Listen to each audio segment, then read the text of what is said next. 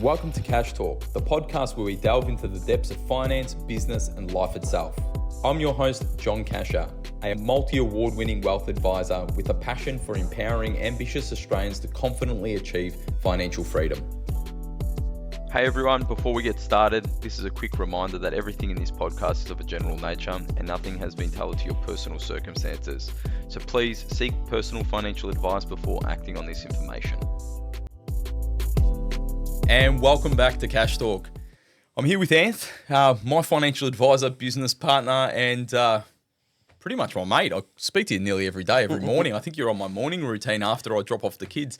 How are you going, mate? Yeah, good. Good to be back in the studio. That's it. It seems like the studio is getting pumping out with some really good stuff, which we hopefully everyone's enjoying all of the content that we've got on this podcast. We're looking to obviously broaden this out, get a lot of guest speakers, which you would have seen on some previous episodes. We've obviously got our local hosts, like our co-hosts, like Anthony as well too, but just looking to empower people with knowledge, which is the main thing, especially around finances and life. So, Anth, there's something that we want to talk about today, which is around success stories, people who have got it right. And obviously, for myself, I've been very fortunate over the last 2 decades to see a lot of people who have got it right.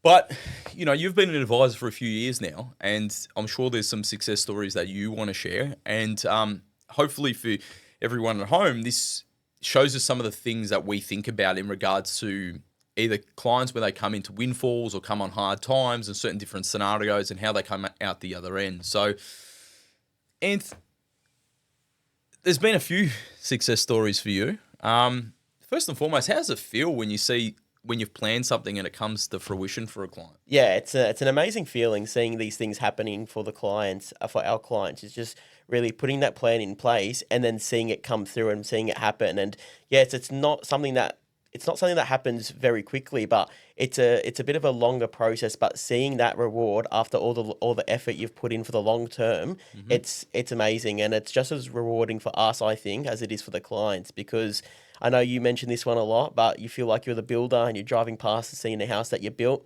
And it's pretty amazing, and especially seeing the impact that you're having on these clients and how much better their life is now than what it was previously. And they recognize it and they know and they really appreciate it, which is amazing.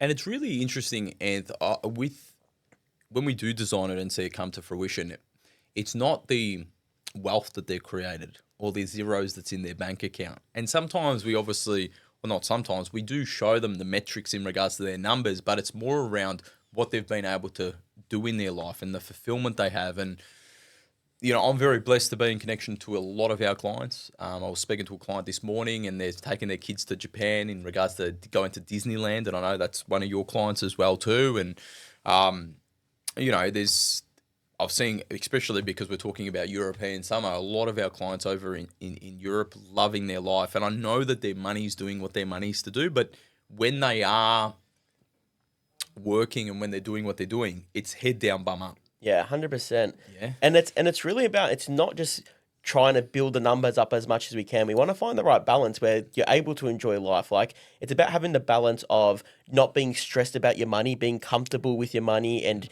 knowing where you're at and able to do the things that you enjoy, but not have to feel guilty about it. Like, we bake into these plans about going on holidays, or if it's car upgrades, or if it's purchasing a new house. Like, these things, we factor them in. So when it comes to the time where they need to make these decisions, it's not like, oh, we're going backwards, our savings are going backwards because we have to spend this money. It's like, no, we've planned for this, we've allocated this money for the holiday, and now we can see it happen. And I think once you get to that position where you're able to allocate that money and you see it build up and you know you're putting in the hard work to make that happen, it just really feels rewarding to go on those holidays or doing those things that you like to do. Yeah, it's you're spot on, Anth. And I think the other thing that is very important is people come to us at all different stages in their life. Yeah, be established, not established, just starting out. And there's a lovely couple that comes to mind. And I don't want to give their full name away, but the guy with the long hair and the braids, I think you know who I'm talking about.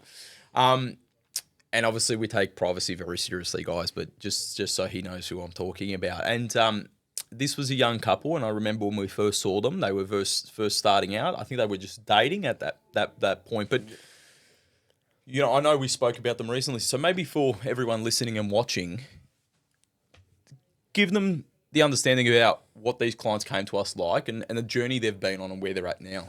Yeah, this is one of my favourite stories, actually. It was a young couple in the early stages of life where they were just renting and they just really wanted to sort of get their path set to be in the right direction. Obviously, early in life, they had big ambitions. They wanted to do a lot of things throughout life, and especially at the front end of life when you have all these big things like getting married, buying a house, having children, going on holidays, all those sort of things. And we're talking about like an apprentice wage at that point, Yeah, wasn't it? It was yeah. like an apprentice, if I remember right. It was like an apprentice, and I think she was in retail, wasn't it? Yeah, Yeah. she was in retail. So, guys, we're not talking about huge incomes and definitely not huge asset bases. I think they had minimal in savings and small balances in regards to superannuation. But I remember, especially him, he had a really strong mindset in regards to I want to listen and I want to grow. Yeah. And so, I remember we were starting them out, and obviously we put a plan in place, put their cash flow in order, their investments in order, but it was all based on the next phase in their life, which was they knew that was going to be very complex, and it kind of scared them a little bit in regards to how are we going to get through. Yeah. So obviously having that plan, having us to support them, gave them the confidence to then get through. And what happened after that, Anth? After we put the plan in motion? Yeah, so obviously they didn't really have a structure. They knew what they wanted to sort of tick off in the next few years, but they didn't know how they were going to make it happen. And like things like... Yeah, so their three big goals were getting married, buying a house, starting a family. And been about 4 years now, and they've ticked all those goals off, which is amazing to see. But just about getting the foundations right and planning. Like, okay, we know, yes, we've got these big things coming up. What do we need to do to save for that house deposit? So building up that, we had to wedding. We had to save up for the wedding, making sure we're putting money and allocating for that correctly. The house, and then what are we going to do with children? We need to take time off work. We need to make sure we have the cash buffers there, and trying to work that in with as well with buying a house, going into debt for the first time, and being able to continue to repay the debt, have our expenses go up, and also our income come down because obviously we needed some time off work for parental leave and things like that. So they've come out clarity. They've been able to navigate through some of the most complex times in their life. They've obviously had their beautiful family. They've had their children. Along the way, he got the motivation. We set him the goal in regards to what income he needs to make. He increased his income. She worked out what she needed to do from her income while managing the scenario at home with the kids. How are they tracking now, financially speaking? So it's really exciting. They've gone through that tough period, and they're finally starting to see the light at the end of the tunnel now. Like, they're both working now. She actually just returned recently. He's got a new job, which is paying him a lot more than what he previously was on, because we set those targets. We said, look, if you want your life to look like this is what you got to do. And he was really ambitious, and he took that, and he went off and he shopped around for some jobs, and he found something that he liked and was able to give him the income they required to be able to be in that position where they didn't have to stress so much.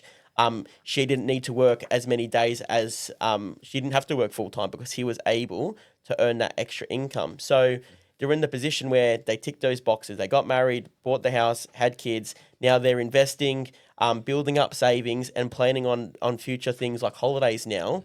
And how are they going with crushing their debt, Ant? Yeah, it's going good. Obviously, they've just come out of that hard period where they needed to exhaust some of their savings to sort of offset some of their cash flow from only earning one income. But now that they've done that, they've got still a buffer left in place, which we required. And now it's just about topping that back up to the levels that we want it to be, and continuing to do what we're doing. How long have we been with them for now, you reckon? 5 years? Yeah, well, they were here, probably 5 years. 5 years. So the beautiful thing about their story, though, is most people would have given up.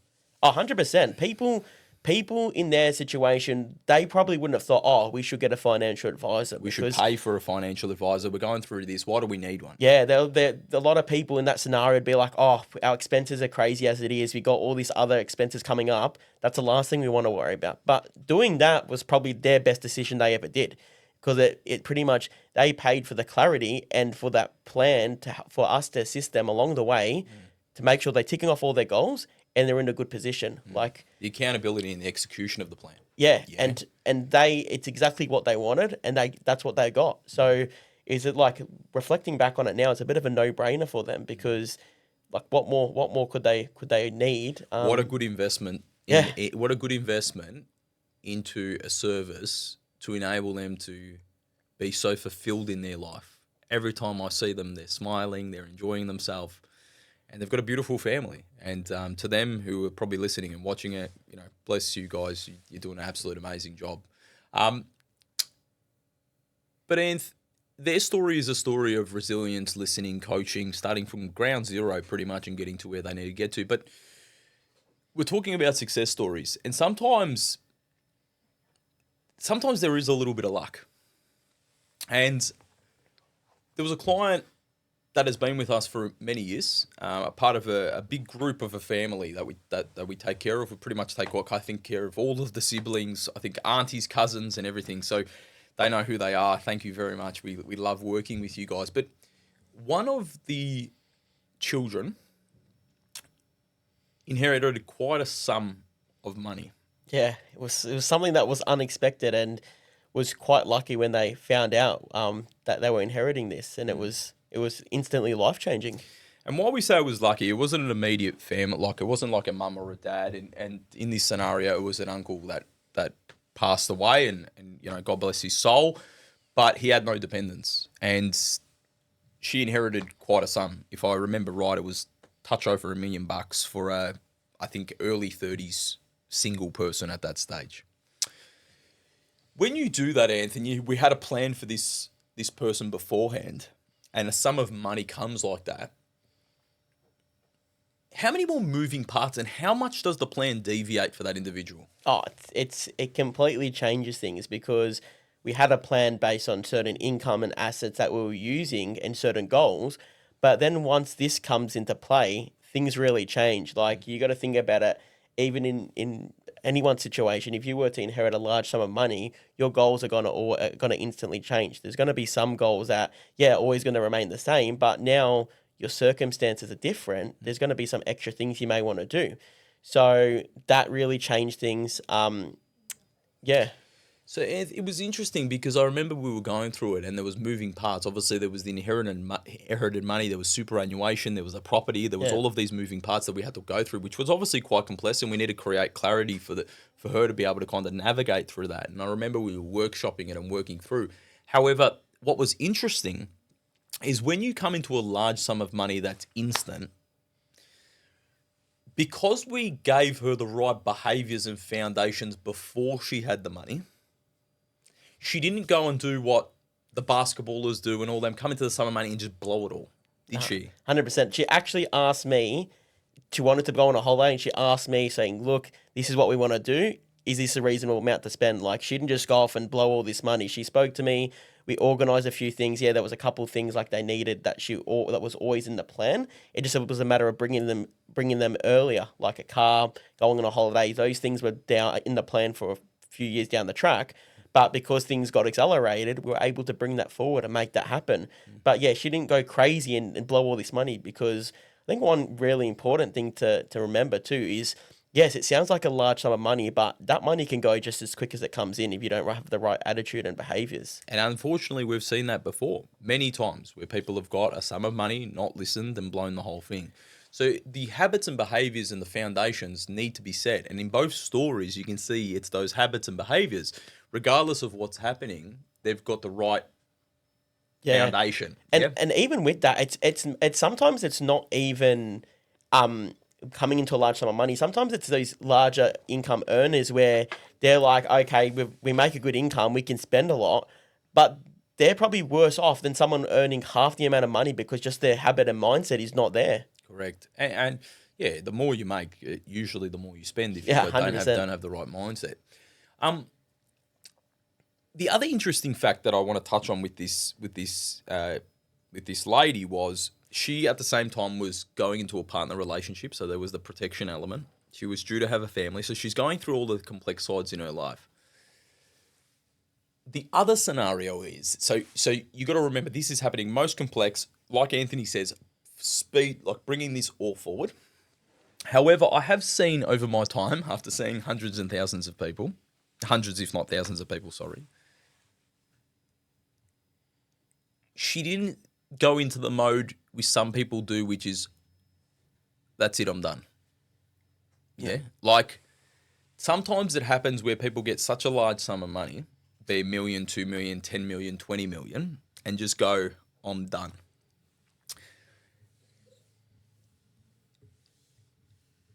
That's very, very good for this person to realize that that money is not going to change your life.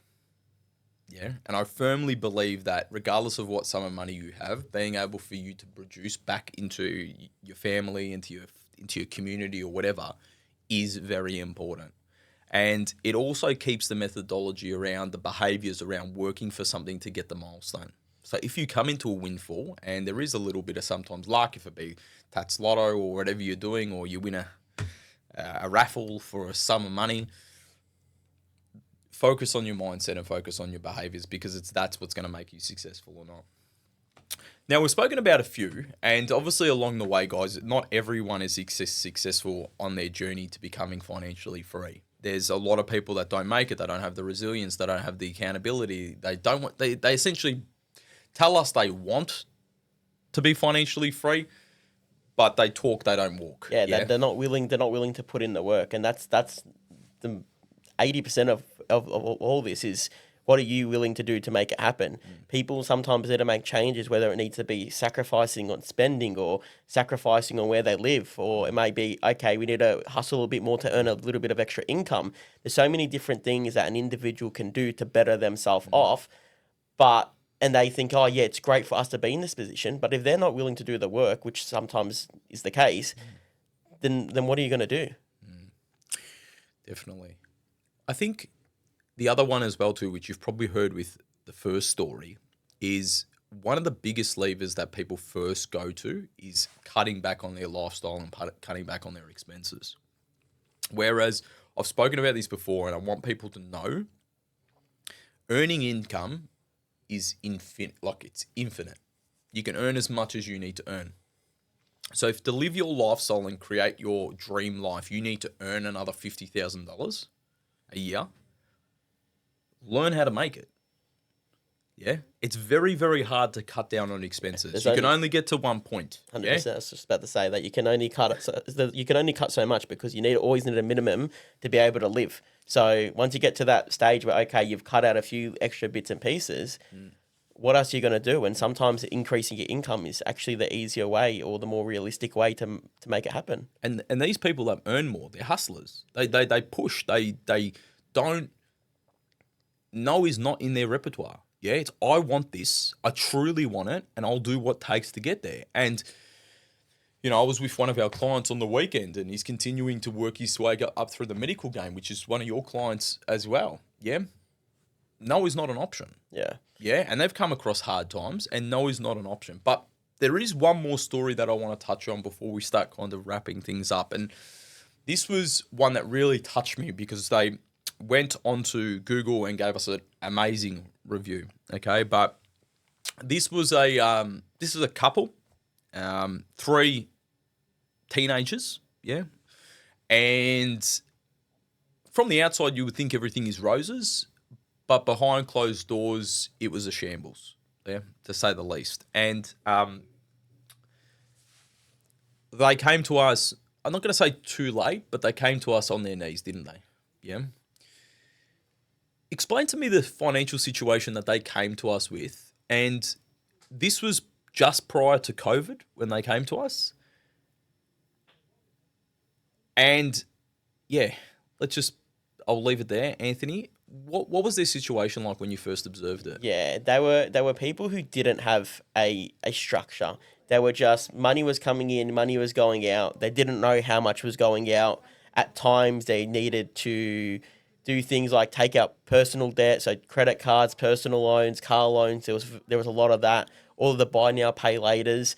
There was a lot of that, and they were in a position where they then started to drown in these repayments. They weren't able to keep up. They were losing track of what they needed to pay, and it was just snowballing on. And even in the business, which he had a business, like he didn't know even what to pay himself. He was just using the business as a bank account, which is very, very common.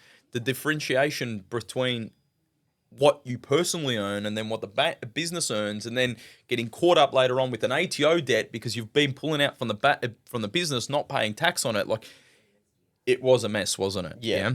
But from the outside, relative, they had beautiful cars, they had a nice house, there was everything going on. But once again, behind closed doors, they were drowning. Okay.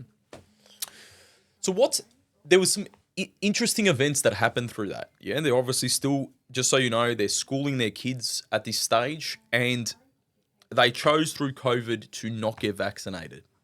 And I remember this because they were not the clients financially who could do it, but chose to not vaccinate. And that's their choice. That's their view. You can have your own opinion on if you vaccinate or not, but they chose not to.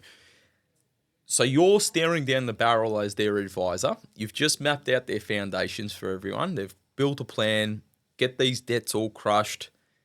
Person comes in and says, I'm not earning anything. How do you tackle that, Ant? Yeah, it was tough. It was like we had to have a hard conversation. And are we going to go back to square one, or what are we going to do?